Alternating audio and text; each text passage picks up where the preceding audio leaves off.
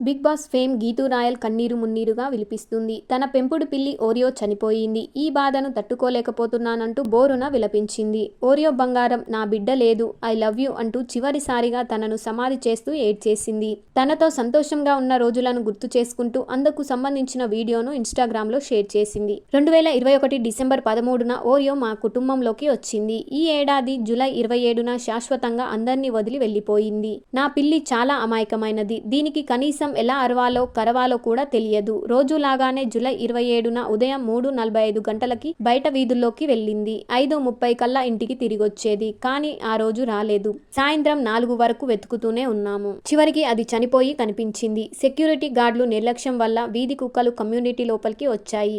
నా బిడ్డను వెంటాడి మరీ చంపేశాయి. ఆ సమయంలో తను ఎంత భయపడిందో ఊహించుకుంటేనే కష్టంగా ఉంది. ఓరియో పడ్డ వేదనను తలుచుకుంటేనే కష్టంగా ఉంది. ఓరియో అంటే నాకు ప్రాణం. దాన్ని